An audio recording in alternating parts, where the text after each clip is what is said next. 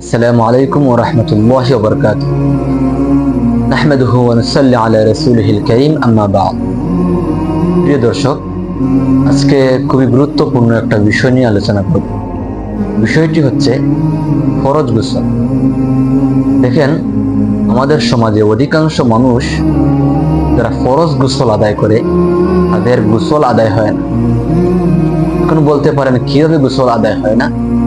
দেখেন, যারা ফরজ গোসল আদায় করে, গোসলের আগে তারা তিনটা ফরজ আছে, মানে গোসল করার তিনটা ফরজ আছে, এই তিনটা ফরজ তারা আগে আদায় করে না। যে কারণে ওই ব্যক্তির গোসল আর হয় না। অর্থাৎ কিয়ামত পর্যন্ত যদি সে শরীর ধুত করে শরীর ধোয়, তারপরও তার শরীর পবিত্র হবে না, অর্থাৎ পবিত্রতা হাসিল হবে না। এক নম্বর হলো ভালোভাবে কুলি করা। দুই নম্বর হলো নাকের নরম জায়গা পর্যন্ত পানি পৌঁছা। তিন নম্বর হলো সমস্ত শরীর ভালোভাবে ধোয়া। এই ফরজগুলি যদি আদায় করে তাহলে সে পবিত্রতা হাসিল করতে পারবে, তার গোসল আদায় হয়ে যায়।